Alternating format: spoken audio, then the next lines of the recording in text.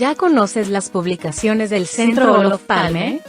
Te invitamos a conocer las relaciones internacionales en el siglo XXI. Escrito por Walter Astia Burgos y María Cristina Rosas.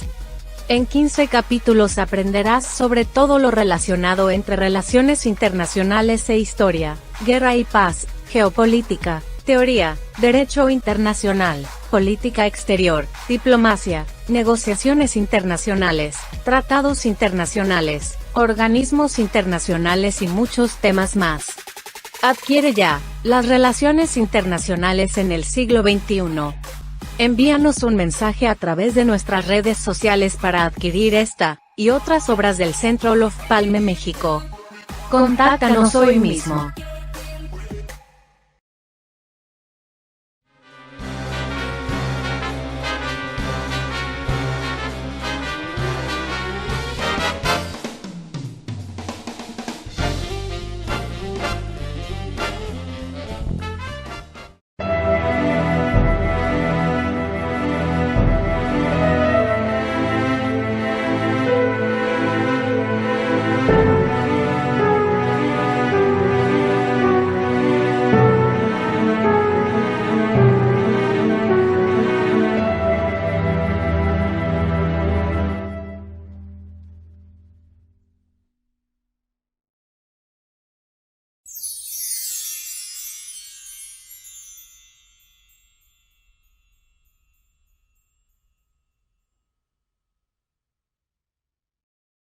Muy buenas tardes, sean todas, todos bienvenidos a una emisión más de nuestro programa de entrevistas Una tarde con, que organiza el Centro Olof Palme México, aquí en la Ciudad de México. Hoy, 1 de febrero, arranque del Año Nuevo Chino, por cierto, del Año del Tigre de Agua. Estamos muy contentos de recibir a la embajadora extraordinaria y plenipotenciaria de Ucrania en México, Oksana Dramaretska, a quien le agradecemos su disposición para estar con nosotros para esta entrevista esta tarde. Bienvenida, embajadora, un gusto y un placer. Muchas gracias, María Cristina, un gusto es mío. Muchas gracias por invitarme a esta entrevista y un saludo a todo el público de su programa. Muchas gracias. Gracias, embajadora.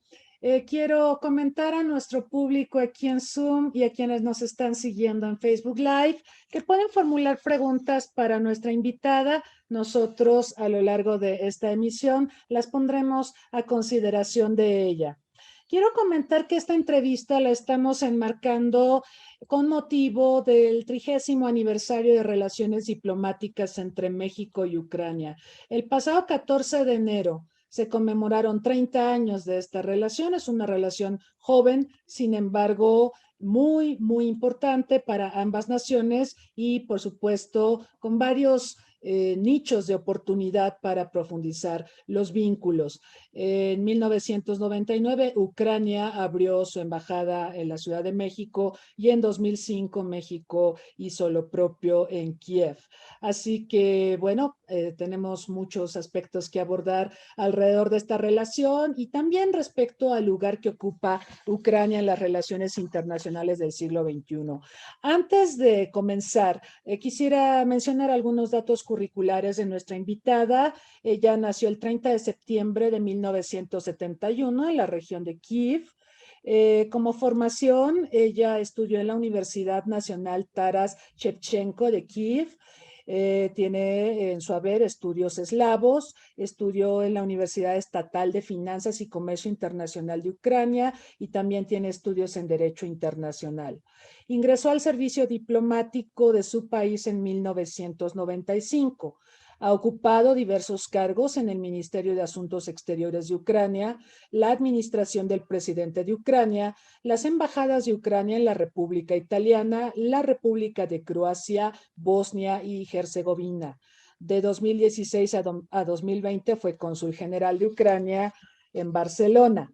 El 12 de agosto de 2020 fue nombrada embajadora extraordinaria y plenipotenciaria de su país en los Estados Unidos mexicanos, y en el inicio de esta emisión pudieron observar cuando la embajadora le presentó las cartas credenciales al presidente Andrés Manuel López Obrador. Así que, bueno, la embajadora, además hay que decirlo, ella es políglota. Además de hablar ucraniano y ruso, habla español, italiano, inglés, serbio y croata. Es decir, ha aprendido las lenguas de todos los países donde ha tenido inscripción diplomática. Eso es muy bonito, vaya, me encanta a mí el aprendizaje de lenguas, y creo que es una forma también de conocer más de las sociedades y de sus visiones del mundo. Embajadora, para comenzar, yo quisiera preguntarle lo siguiente. Ucrania es un país bastante joven y nace la vida independiente en el contexto del fin de la Guerra Fría. ¿Cuáles considera usted que son las prioridades de política exterior de Ucrania en este tiempo, ya 30 años, más de 30 años? Sí, muchas gracias por su pregunta, María Cristina. ¿Verdad? En el año pasado celebramos el 30º aniversario de la proclamación de la independencia del Estado ucraniano, pero hay que destacar que la estadidad de Ucrania tiene una tradición de 1000 años.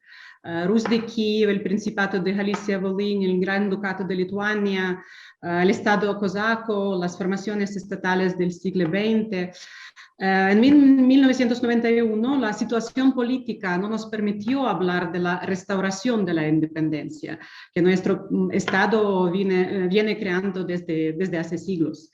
El 24 de agosto de 1991, en una reunión extraordinaria de Verkhovna Rada, el Parlamento de la República Socialista Soviética de Ucrania, adoptó el Acta de Independencia de Ucrania, señalando que continúa la tradición milenaria de estadidad de Ucrania. El establecimiento definitivo de Ucrania como Estado independiente tuvo lugar el 1 de diciembre de 1991, cuando más del 90% de los ciudadanos apoyaron esta elección en un referéndum de Ucrania. Los resultados de este referéndum marcaron el comienzo del reconocimiento internacional de Ucrania por parte de otros países. De hecho, esta fue la tarea principal de la política exterior ucraniana en esta etapa. Vale la pena mencionar que México fue uno de los primeros países en el mundo en reconocer el Estado soberano de Ucrania. Entonces, el 14 de enero de 2022 de este año celebramos el 30º aniversario de establecimiento de relaciones diplomáticas entre Ucrania y México. También cabe señalar que en el momento de la declaración de independencia, Ucrania fue el miembro de la ONU, por lo que no necesitaba pasar por el procedimiento de adhesión. La membresía de Ucrania en la ONU se remota a 1945. Ucrania fue una de las naciones fundadoras de la organización. El colapso final de la Unión Soviética dejó muchas cuestiones abiertas de derechos y obligaciones internacionales de la URSS, de membresía de las repúblicas independientes en las organizaciones internacionales. Era importante que los estados recién formados distribuyeran la deuda pública externa de la URSS lo antes posible. En 1991 se firmó el Tratado de Sucesión sobre Deuda Pública Externa y Activos de la URSS. El tratado determinó la participación de cada república en el momento y el monto total de la deuda en el momento de disolución de la Unión Soviética y participación en los activos de la URSS. La participación de Ucrania fue 16,37%. Esto es también un interesante momento. Durante los años siguientes se celebraron acuerdos entre las repúblicas sobre la deuda externa y los activos de la URSS. En 1994, Kiev y Moscú firmaron un acuerdo intergubernamental sobre así llamada opción cero, cuya esencia era que la Federación Rusa, como sucesora de la antigua Unión Soviética, se compromete a pagar parte de la deuda externa de Ucrania. Para ello, la parte ucraniana debería ceder su parte de propiedad soviética extranjera a favor del Estado sucesor. Hoy realmente difícil hablar de la justicia, digamos, de la opción cero. Después de todo, la Federación Rusa nunca ha revelado datos completos sobre la composición y el valor de los activos extranjeros soviéticos. Por ejemplo, según datos de los economistas independientes, a partir de 1991, la deuda de la URSS ascendió a alrededor de 90 mil millones de dólares en valores, en varios vencimientos. El fondo de oro y diamantes de la URSS se estimó en más de 100 mil millones en precios de ese momento. Pero su auditoría no permitió no solo a Ucrania, sino también a cualquier otra de las exrepúblicas soviéticas. Otro problema apremiante que necesitaba ser resuelto después del colapso de la URSS y que preocupaba a todo el mundo fue el problema de armas nucleares, que en el momento de la desintegración permanecieron en los nuevos estados, incluida Ucrania. El 5 de diciembre de 1994, el Reino Unido, los Estados Unidos y Rusia firmaron un memorándum sobre garantías de seguridad con respecto a la adhesión de Ucrania al Tratado de No Proliferación Nuclear, así dicho memorándum de Budapest. China y Francia más tarde consignaron análogas declaraciones individuales de garantía. El memorándum, esto vale la pena también mencionar, el memorándum incluye garantías de seguridad frente a las amenazas o el uso de la fuerza contra la integridad territorial o la independencia política de Ucrania. Como resultado, Ucrania cedió el tercer arsenal de armas nucleares en el mundo entre 1994 y 96. La agresión armada rusa contra Ucrania es claramente una violación flagrante de las cláusulas de memorándum de Budapest. En relación con la renuncia de Ucrania del arma nuclear, en el artículo 2, Rusia se comprometió de abstenerse de la amenaza de la fuerza o del uso de la fuerza contra la integridad territorial o la independencia política de Ucrania, así como ofreció obligaciones bajo el derecho internacional de nunca utilizar cualesquiera de sus armas contra Ucrania. Nosotros consideramos siempre el memorándum de Budapest como una importante herramienta política y jurídica internacional para garantizar la seguridad de Ucrania por la parte de los Estados Unidos, el Reino Unido, Francia y la República Popular China, así como insta a Ucrania a cumplir, nosotros instamos a Rusia a cumplir con sus obligaciones de manera cabal y completa. Apreciamos mucho a las acciones de los Estados Unidos, Reino Unido y otros nuestros socios que confirman, de hecho, su apoyo a la integridad territorial y la soberanía de Ucrania, condenan la actitud ilícita de parte rusa, toman medidas en respuesta a la agresión de la Federación Rusa contra Ucrania. Hablando sobre las prioridades de la política exterior de Ucrania hoy, claramente que actualmente la prioridad de nuestra política exterior es promover el diálogo con los estados socios para consolidar los esfuerzos internacionales destinados a contrarrestar la agresión armada de Rusia contra Ucrania y asegurar el apoyo internacional en la desocupación de Crimea y restauración de nuestra integridad territorial. La integridad euroatlántica sigue siendo una de las principales prioridades de política exterior de Ucrania. Nos gustaría fortalecer nuestro compromiso con la OTAN para ser un candidato relevante para la próxima ola de ampliación. Y la plena membresía en la Unión Europea es un objetivo estratégico de Ucrania consagrado en nuestra Constitución. El acuerdo de asociación Ucrania-Unión Europea es nuestro instrumento clave para alcanzar los criterios de la membresía a través de la implementación de las reformas integrales. Muy bien, embajadora. Bueno, pues este recorrido histórico nos recuerda momentos críticos a raíz de la desintegración de la Unión Soviética. El tema de la deuda pública, sin duda, muy complicado. Lo del memorándum de Budapest lo recordamos porque efectivamente Ucrania entregó sus armas nucleares a Rusia a cambio de estas garantías de respeto a la integridad territorial y a la soberanía ucraniana. Ucrania cumplió su parte, evidentemente, pese a lo cual pues ahora estamos atestiguando una crisis sumamente compleja en la región.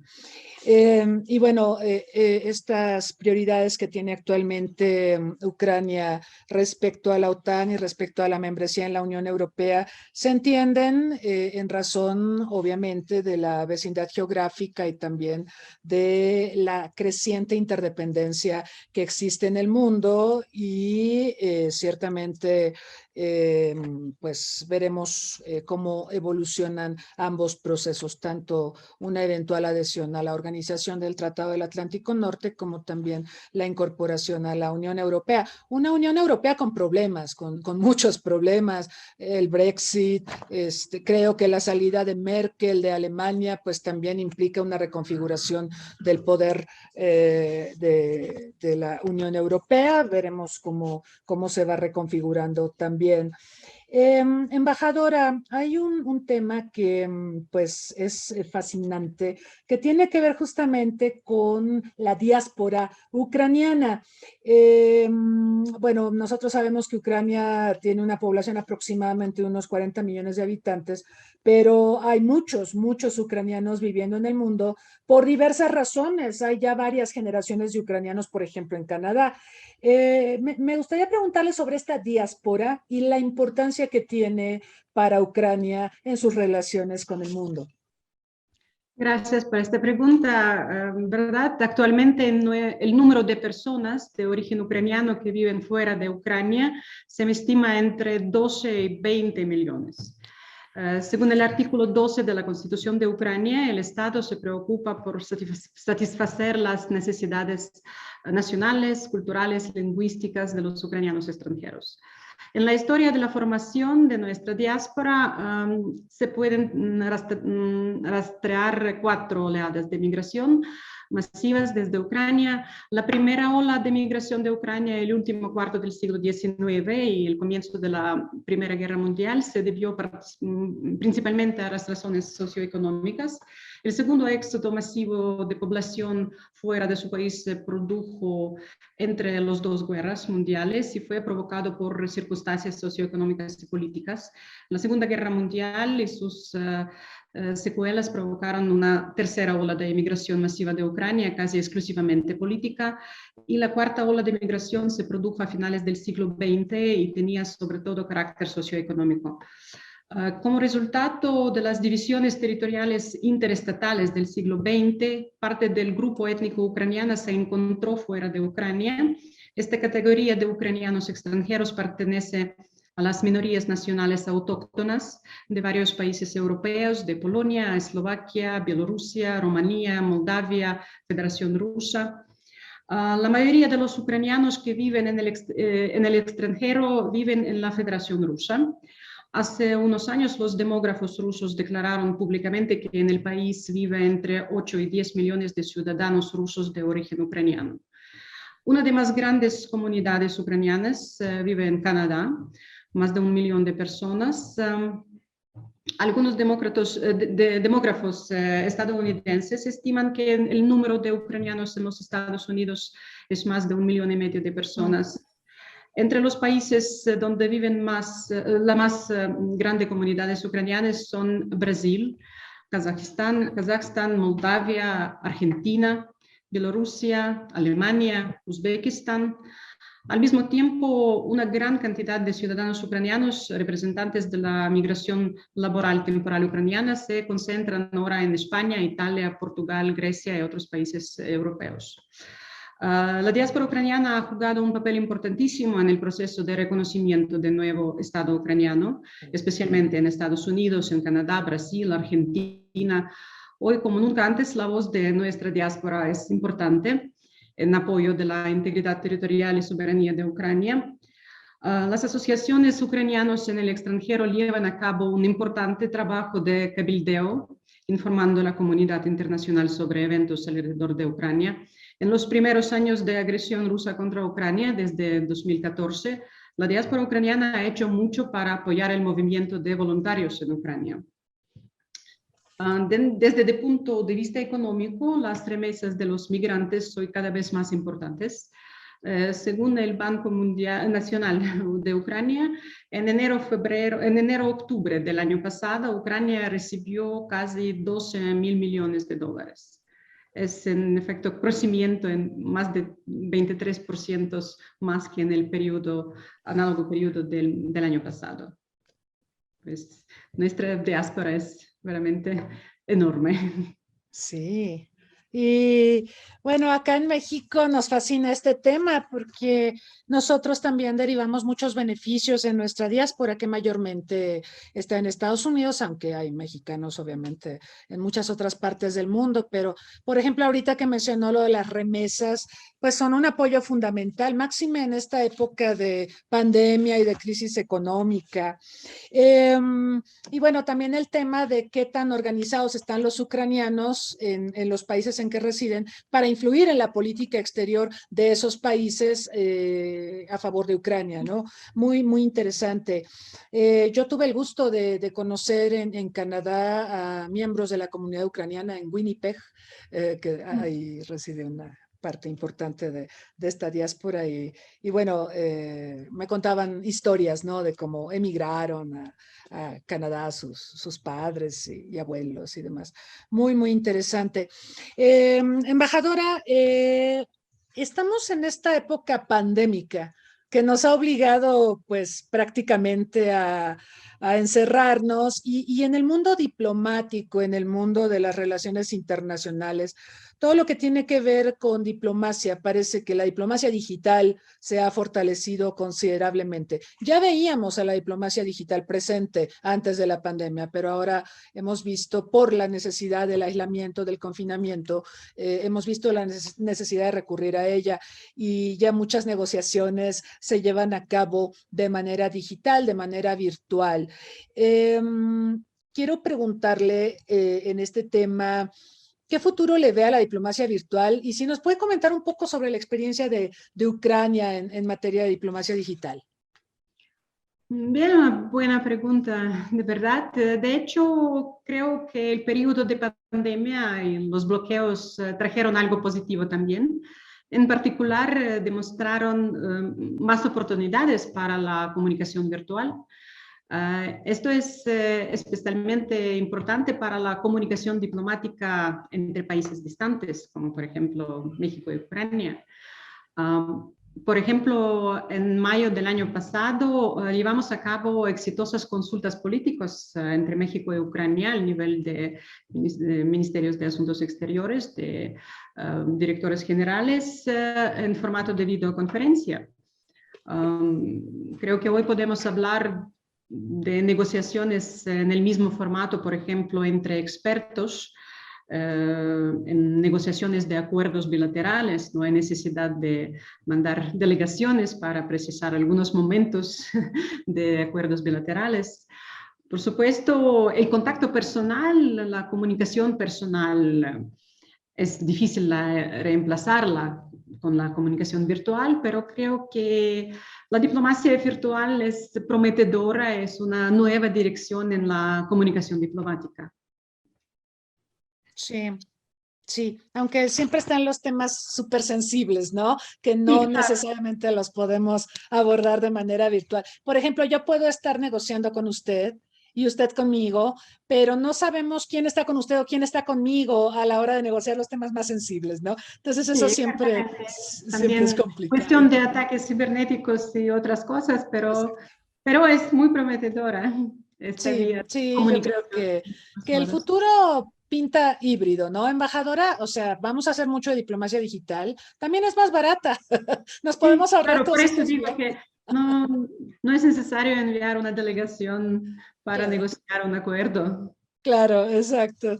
Sí, yo creo que veremos más de estos híbridos, mucho más digital en el futuro. Embajadora, ya estamos recibiendo algunas preguntas, pero antes de ir a eso, le quiero preguntar sobre las relaciones con América Latina. Hace un momento usted hablaba de las diásporas y mencionaba lo importante que fueron las diásporas, por ejemplo, en el caso brasileño, para el establecimiento de relaciones diplomáticas con la joven Ucrania, con la Ucrania moderna, porque como usted bien dice, tiene una historia antiquísima importantísima, pero digamos con la Ucrania posterior al colapso de la Unión Soviética, el papel de las diásporas como la brasileña fueron importantes estas diásporas. ¿Cómo ve la relación Ucrania con América Latina? ¿Por qué es importante América Latina para Ucrania? Y si pudiera mencionar, por ejemplo, con quiénes hay embajadas de Ucrania en nuestra región. Bien, los países de América Latina y el Caribe fueron los primeros en reconocer la independencia de Ucrania en 1991. La primera fue Argentina, en el 5 de diciembre reconoció nuestra independencia. Después fue Cuba, el 6 de diciembre reconoció. Y entre primeros fue México, que reconoció nuestra independencia en 25 de diciembre de 1991. Entonces, con casi todas las repúblicas de América Latina hemos establecido relaciones diplomáticas durante 1992-93. Desde entonces, las relaciones de Ucrania con los países de la región han desarrollado en diferentes esferas. Tenemos relaciones diplomáticas, como ya mencionó, con todos 33 países de América Latina y el Caribe. Pero tenemos solo 6 embajadas en América Latina, en México, Cuba, Perú, Argentina, Brasil y Chile. Para Ucrania, los países de América Latina y el Caribe son importantes como socios en arena mundial, en primer lugar, dentro de las organizaciones internacionales. Quiero mencionar una vez más que agradecemos mucho la postura consistente de México al respecto de apoyo a la soberanía e integridad territorial de Ucrania. Su país fue el primero, esto también vale la pena mencionar, en América Latina en declarar el 4 de marzo de 1914 el apoyo a la soberanía e integridad territorial de Ucrania. México votó a favor de la resolución de la Asamblea General de la ONU, Integridad Territorial de Ucrania. Es muy importante para nosotros. Además, vemos en los países de América Latina y Caribe un mercado perspectivo para los productos y tecnologías ucranianos. Tenemos posibilidades de desarrollar la cooperación en la esfera aeroespacial, automotriz, agropecuaria, infraestructura, etc. Entonces, este mercado es muy interesante para nosotros, para nuestro business. Además, Ucrania es un granero mundial, es un gran productor de alimentos y bueno, esto es algo que no podemos dejar de mencionar, es un tema importante. México, por ejemplo, es un gran comprador de granos, ¿no? Nosotros no hemos logrado resolver el problema de ser autosuficientes. Entonces, como que hay muchos nichos de oportunidad en la relación bilateral, que sobre eso también tenemos aquí una pregunta. Hay otras dos también muy interesantes, pero esta está muy vinculada con lo que acaba de decir, embajadora. Le preguntan que qué conoce el ciudadano ucraniano promedio sobre México.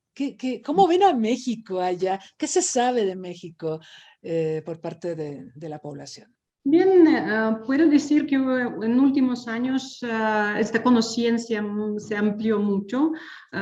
México no cerró sus fronteras durante pandemia, por eso muchos ucranianos visitaron México durante estos años. Fue casi única posibilidad de andar fuera de Ucrania y pasar algunos meses de verano en México. Por eso esta destinación es muy, muy popular y últimamente en el año 2019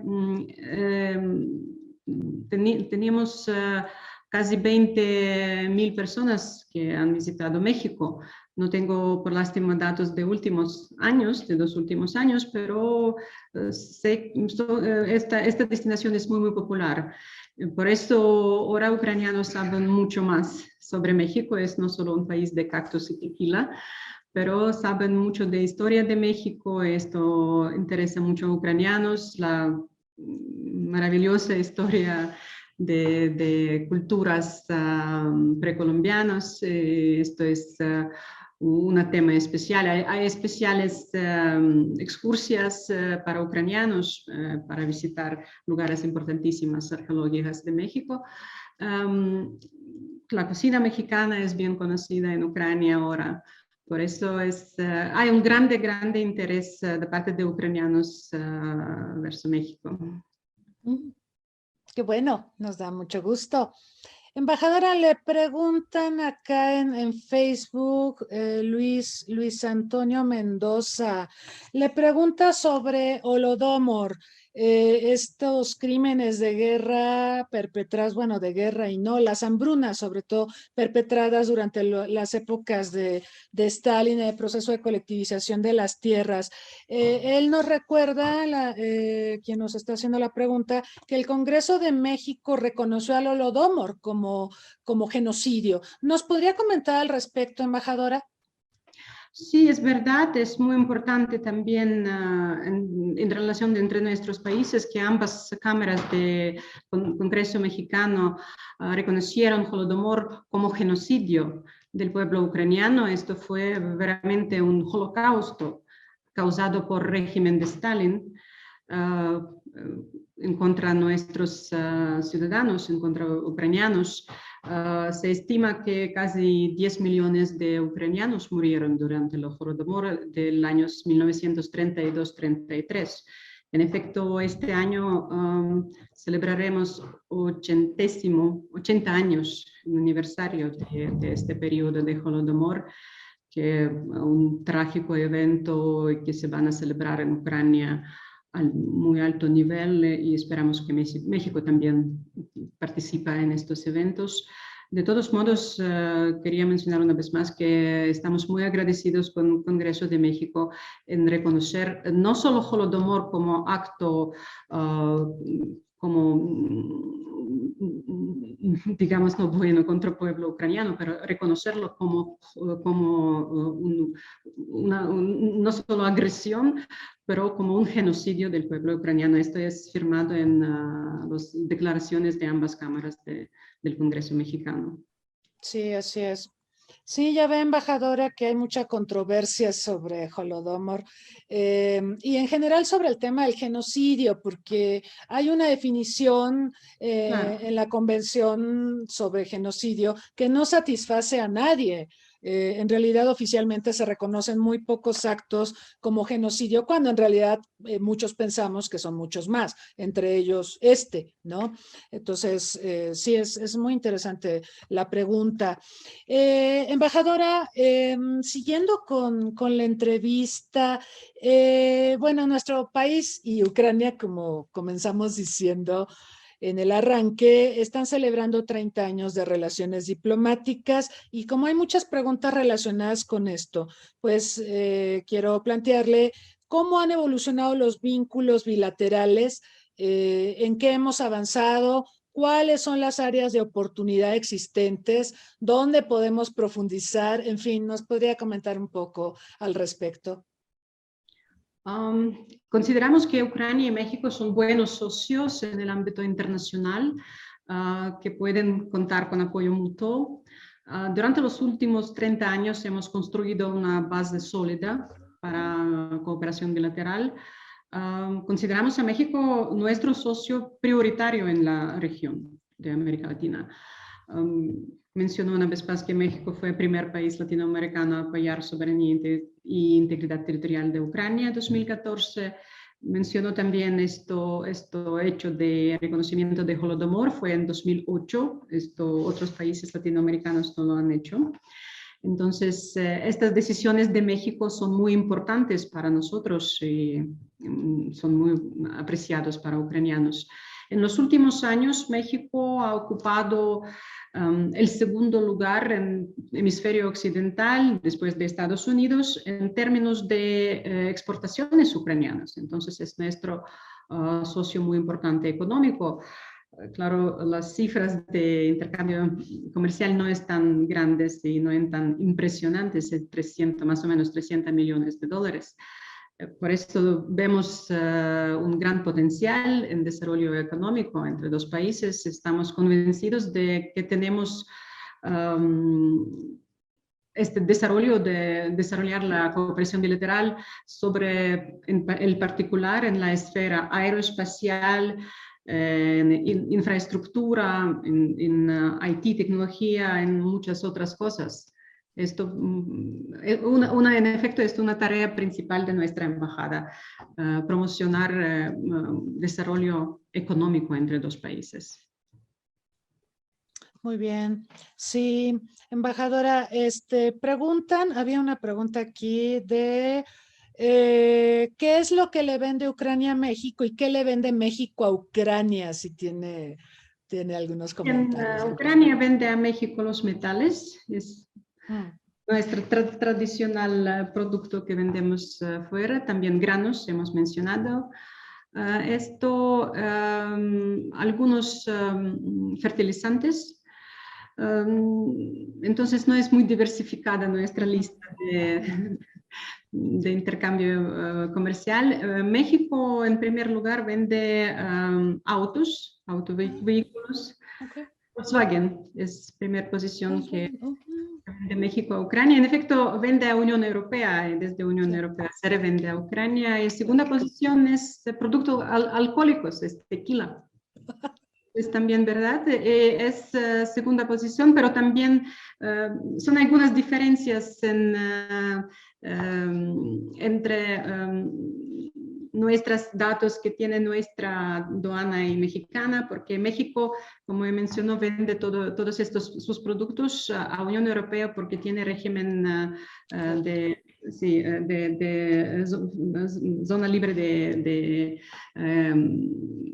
Libre comercio. libre comercio, sí, y después se revende a Ucrania, pero en nuestra aduana se registran todas esas posiciones como provenientes de México. Por eso hay cierta diferencia y discrepancias en nuestros datos. Qué Pero interesante. Hay una triangulación.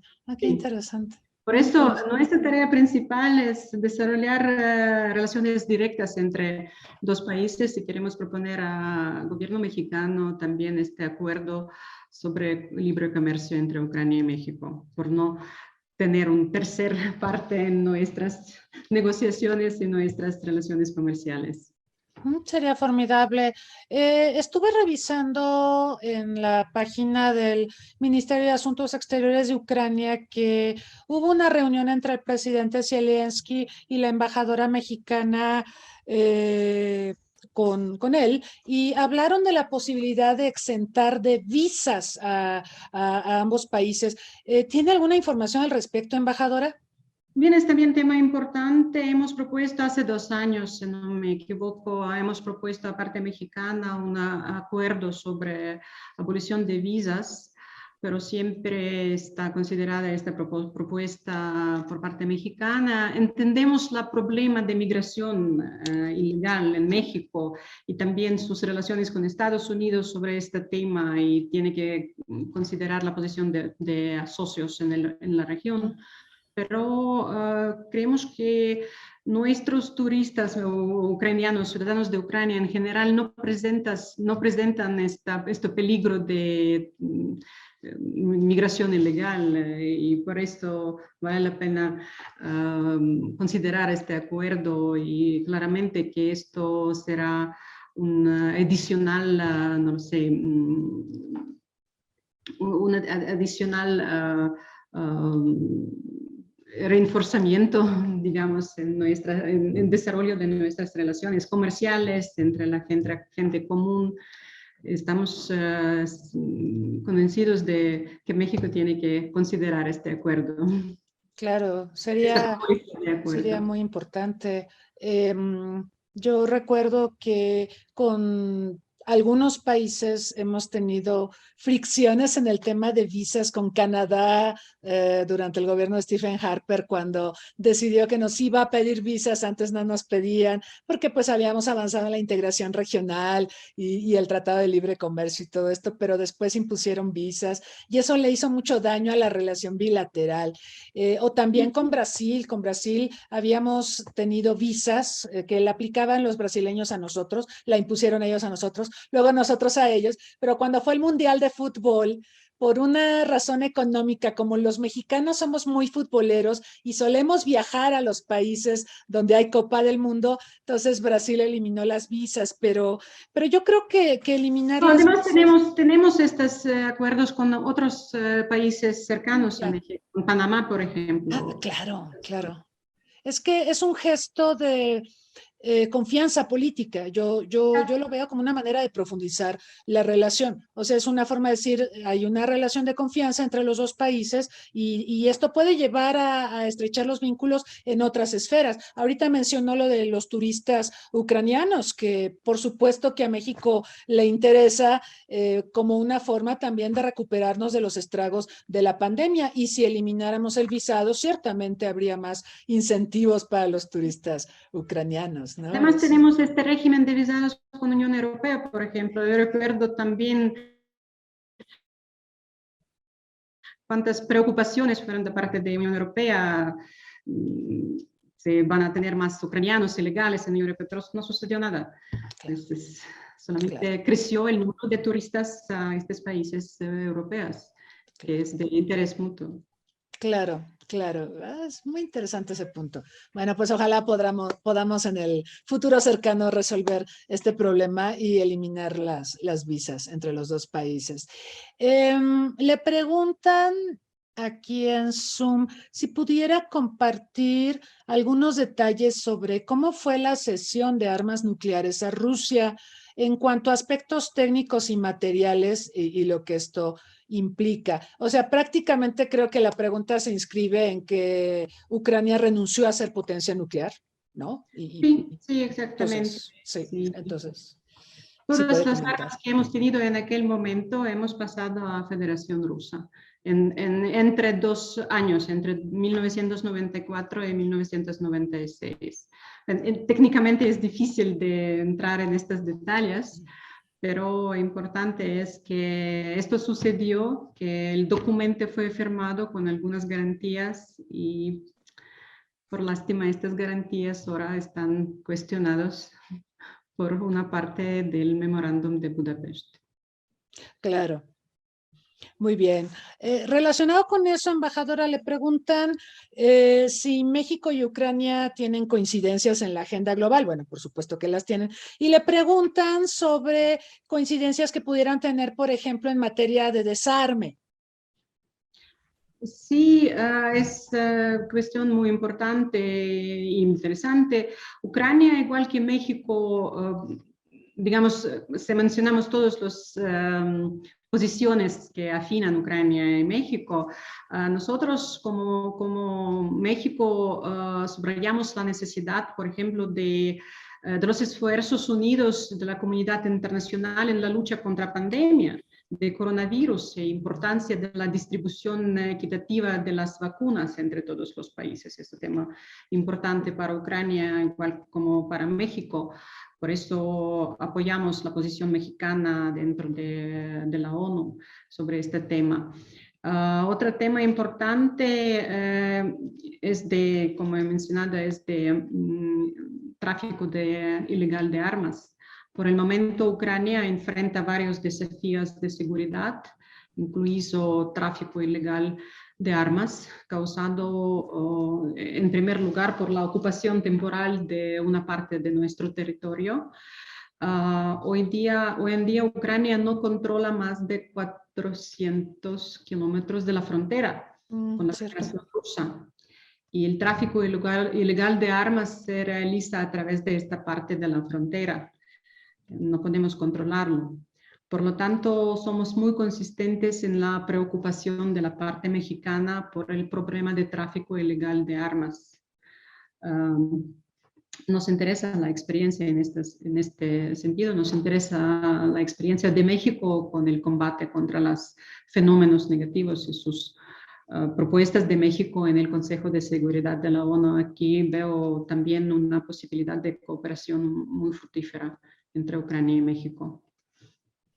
El día de ayer, justamente, embajadora, se abordó la situación de Ucrania en el Consejo de Seguridad de Naciones Unidas y, bueno, México hizo un pronunciamiento al respecto y creo que se avanzó. Claro que Rusia y China bloquearon, se retiraron, pero bueno, creo que es importante esta cooperación que se puede dar, aprovechando la presencia de México en este órgano político tan importante de Naciones Unidas. Sí, en estos momentos yo también quiero mencionar esto, que membresía de México en el Consejo de Seguridad es importante para nosotros y la postura de su país es importante. Y apreciamos mucho, en efecto, la posición de México expresada ayer en el Consejo de Seguridad, en la sesión informativa.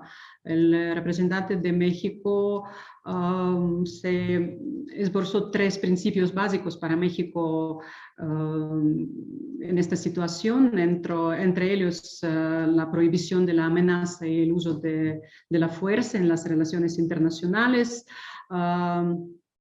no inherencia en los asuntos interiores, la solución pacífica de todas las controversias. Esta postura de México es bien apreciada para Ucrania. Sí, embajadora. Tenemos una pregunta de Alicia González. Pregunta sobre el turismo en Chernóbil.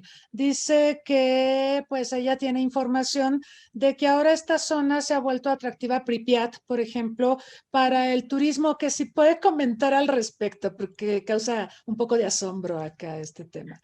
Es interesante que en extranjero es muy popular este tipo de turismo, es verdad, es posible de organizar estas excursiones. En efecto, el año pasado hemos tenido un concurso y 2 mexicanos han tenido oportunidad de visitar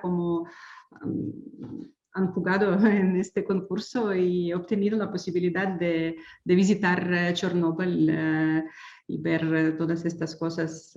No lo sé, personalmente no entiendo por qué es tanto interés para visitar Chernóbil, esta ciudad de Pripyat vacía, es una fantasma. Pero si hay interés, sí, es una de las destinaciones que se proponen ahora. En efecto, quiero mencionar que el año que viene queremos organizar una conferencia, videoconferencia, entre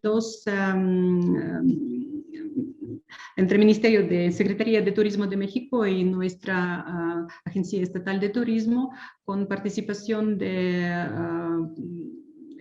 jugadores en este mercado turístico de Ucrania y desde México, para promover el turismo mexicano para ucranianos y ucraniano para mexicanos. Y creo que, si no me equivoco, hay una empresa ucraniana que va a presentar también paquetes de estos raros excursiones a Chernóbil, sí. Oiga, embajadora, ¿no será que, bueno, usted sabe, hubo una serie hecha por HBO alrededor de Chernóbil que fue muy popular, ganó muchos premios y me imagino que eso despertó el interés de las personas en Chernóbil, pero bueno, una cosa es el interés en la historia de la catástrofe nuclear y otra muy diferente, ir a visitar Pripyat y, como dice usted, una ciudad fantasma que tuvo que ser desalojada por la contaminación. Pero no sé si tenga que ver esto de la popularidad que tiene Chernóbil por esta serie de televisión. Puede ser, puede ser. Puede ser que vale. Hay también algunos juegos digitales también desarrollados sobre este tema y también muy populares. Bien, ¿por qué no? ¿Por qué no? Si este producto se vende en el mercado, ¿por qué no? Los videojuegos, sí, caray. Interesante.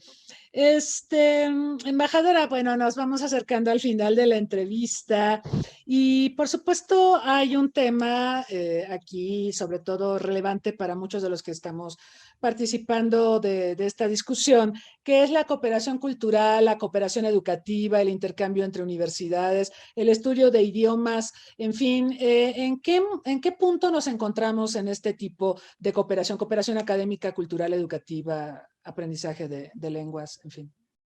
Bien, en general tenemos un acuerdo framework, ¿sí? Sobre cultura e educación, que es importante herramienta en el desarrollo de nuestras relaciones en la esfera de cultura y ciencia y educación. También hay algunos acuerdos entre universidades ucranianos y mexicanos, entre Universidad Taras Shevchenko y la UNAM, pero queremos queremos un poquito desarrollar este tema. Es también una de las tareas de la embajada, reactivar, digamos, estos contactos y ver dónde podemos encontrar interesantes puntos para ambas partes. Además, este año de 30º aniversario de establecimiento de relaciones diplomáticas queremos usar para presentar cultura ucraniana en México y participar en algunos eventos importantes aquí en México. Y, por ejemplo, hemos tenido la semana pasada una conversación con organizadores de la Feria de Santa Lucía en Monterrey, donde queremos presentar nuestros teatros y algunos artistas ucranianos. Me parece que necesitamos ser más visible aquí. Ucrania tiene que ser más visible aquí en México. Tenemos algunos proyectos sobre cocina ucraniana para presentar nuestra cocina, porque por lástima no tenemos grande diáspora en números, digamos. Tenemos una diáspora muy activa y muy joven ucraniana aquí en México, pero, por ejemplo, no tienen todavía posibilidades de tener su restaurante o presentar más cultura ucraniana, y poco a poco queremos cambiar esta situación y presentar más a mexicanos la cultura ucraniana. Por eso tenemos previstos para este año un número de eventos y esperamos que esto va a ayudarnos a hacer muchas cosas y presentar Ucrania en México. Excelente. Embajadora, entonces sería correcto decir que México es más conocido en Ucrania que Ucrania en México. Pienso que sí, porque bien, la cocina, por ejemplo, mexicana es bien conocida, es protegida por UNESCO, todos saben tequila, todos saben los famosos platos mexicanos. Además, en Kiev hay restaurantes mexicanos y ucranianos tienen posibilidad de viajar a toda Europa, donde cocina mexicana es muy popular. Pero aquí en México me parece que se conozca poco nuestra cocina y nuestros platos tradicionales, por ejemplo, en algunas veces han presentados en restaurantes de Rusia o de Polonia, por ejemplo, como platos de otros países. Pero son platos como borscht, por ejemplo, vareniki o golubci, tradicionales platos ucranianos, pero son conocidos como platos rusos o polacos o, no lo sé, o húngaros. Cierto.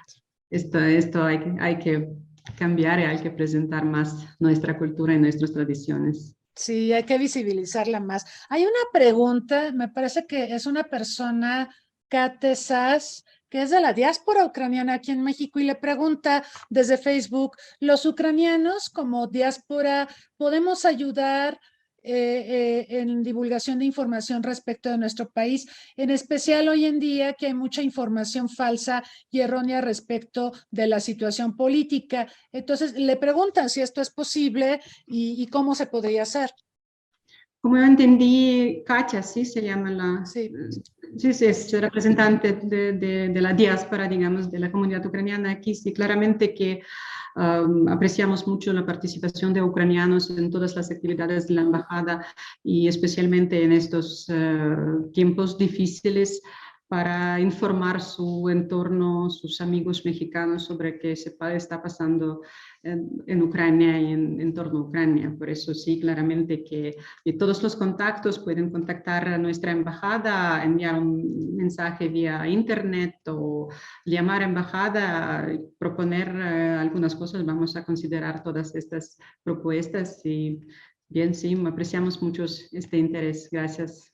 Sí, y también yo sí quisiera comentar que, por ejemplo, esta entrevista también se inscribe en esta necesidad de visibilizar la relación bilateral, la importancia de Ucrania en las relaciones internacionales y los vínculos que tenemos México y Ucrania alrededor de diversos temas. Entonces, pues yo celebro que tengamos participantes de la diáspora ucraniana sensibilizados y preocupados por visibilizar más esta relación y la presencia de Ucrania en nuestro país. Le pregunta Iván Vega también desde Facebook si Ucrania se va a integrar a la OTAN. Esperamos, sí, al menos es nuestra tarea estratégica, por eso vamos a ver, esperamos que sí. Muy bien. Y bueno, embajadora, para ir cerrando, ¿cómo pensaría usted que podemos fortalecer las relaciones entre México y Ucrania? Así como si hiciéramos una hoja de ruta. Las relaciones están en un buen nivel, son cordiales, son ya 30 años, ya hablamos de los nichos de oportunidad, pero ¿qué más habría que hacer para profundizar las relaciones y la visibilización de México en Ucrania, que sabemos que existe, y la de Ucrania en México, que sabemos que todavía es menor, pero queremos que sea mayor? ¿Qué deberíamos hacer?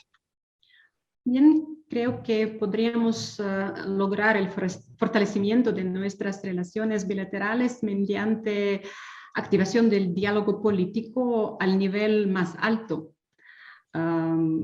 Tenemos que profundizar las relaciones interparlamentarias. Esta es también una tarea importante para nosotros. El año pasado han creado en la Cámara de Diputados del Parlamento Mexicano un grupo de amistad México-Ucrania. En Verkhovna Rada, Parlamento Ucraniano, tenemos grupo de amistad Ucrania-México y pienso que es también una vía buena para profundizar nuestras relaciones. Puede ayudar aquí también el establecimiento de las conexiones directas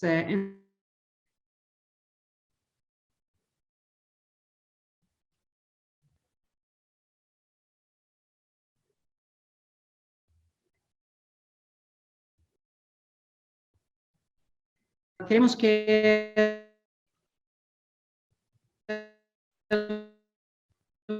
los ciudadanos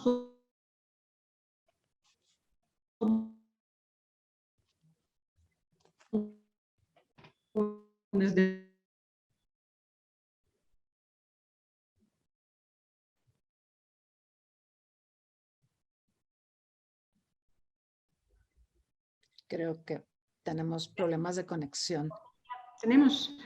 Entonces, estoy segura de que este año, cuando celebramos 30º aniversario del establecimiento de relaciones entre nuestros países, debemos usar para el desarrollo de la cooperación fructífera en todas las esferas de mutuo interés. Sí, embajadora, hagamos votos porque así sea. ¿Ve usted posibilidades de un tratado de libre comercio entre México y Ucrania? Al menos vamos a hablar sobre esto con la Secretaría de Economía y presentar un proyecto de este documento. Claro, muy bien. Y bueno, finalmente, un mensaje para los jóvenes que nos están sintonizando. Muchos son estudiantes de relaciones internacionales, muchos están ávidos de información, no solo la que nos genera Estados Unidos o la que produce Rusia, sino información de los actores que se ven afectados por las decisiones de otros. Entonces, ¿cuál sería su mensaje para los jóvenes, para la comunidad universitaria, embajadora? No quiero que estudiar este tema de Europa del Este, no solo de Ucrania, pero también de otros países, de Georgia, de Moldavia, de estas ex repúblicas soviéticas, es tema muy interesante. Por eso mi llamamiento es que tengan que poner más atención a relaciones internacionales de esta parte del mundo, y esto podría ser interesante y muy prometido para jóvenes diplomáticos o jóvenes politólogos. Pues el tema de Ucrania es interesante, como han visto todos estos últimos meses y últimas semanas. Por eso aquí en la Embajada estamos abiertos para comunicar con la nueva generación de diplomáticos y politólogos mexicanos. Vamos a cooperar con nosotros. Claro, embajadora. Y pues sí, algo que creo que es un problema es la desinformación, ¿no? En este sentido, pues colaborando de manera más estrecha, teniendo este tipo de diálogos, podemos combatir mucha de la desinformación que lamentablemente existe en torno a este tema y en torno a muchos otros. Hemos sufrido, por ejemplo, la desinformación ante la pandemia, sin irme tan lejos, ¿no? Entonces, bueno, hagamos votos para que podamos seguir teniendo estos diálogos así profundizar las relaciones entre México y Ucrania, y también para que este año, que son 30 de la relación bilateral, podamos visibilizar más esta relación y visibilizar aspectos, pues no solo los políticos tradicionales, sino los culturales, en fin, la gastronomía. A mí me parece fascinante esto que mencionaba la embajadora, ¿no? Los platillos ucranianos, que son ucranianos y son conocidos como platillos de otros. Sí, qué triste. Bueno, pero ojalá podamos Lo tener más. vamos a cambiar. Sí, sí, claro, exacto, hay que visibilizarlo y darlo más a conocer. Yo le quiero agradecer, embajadora, por su tiempo, por habernos abierto esta posibilidad para dialogar, particular en este momento político tan complicado para Ucrania y para el mundo, pero lo apreciamos mucho y bueno, estoy segura de que también ha sido del interés de quienes nos han acompañado aquí en Zoom y en Facebook Live. Quiero aprovechar también para invitarlos este jueves. Tenemos nuestro seminario sobre China en el marco de los 50 años de relaciones diplomáticas con China, son 50. Y bueno, vamos a estar hablando de la economía china, de la minería china y de varios aspectos afines. Los invitamos a este seminario a las 9 de la mañana. Y el próximo martes, una invitación muy puntual a todos los amantes de lo que es la numismática, porque nos va a acompañar un mexicano universal, Jorge Peral, maestro grabador, que trabajó 17 años en el Banco de México, diseñó muchos de nuestros billetes y ahora trabaja para la Casa de Moneda de Canadá y ha diseñado algunos de los billetes más premiados a nivel mundial, billetes canadienses. Diseñó el nuevo pasaporte canadiense con todas las medidas de seguridad nuevas que deben de tener los pasaportes, y va a ser una entrevista que estoy segura todos van a disfrutar. Será a las 2 de la tarde que tendremos aquí a Jorge Peral. Los invitamos cordialmente a acompañarnos. Si son numismáticos, saquen sus billetes para que podamos tener este encuentro y conversación con Jorge Peral. Y bueno, por lo demás, pues, embajadora, nuevamente muchas gracias y gracias a todos. Les pedimos que se sigan cuidando y hasta muy pronto. Gracias, hasta pronto.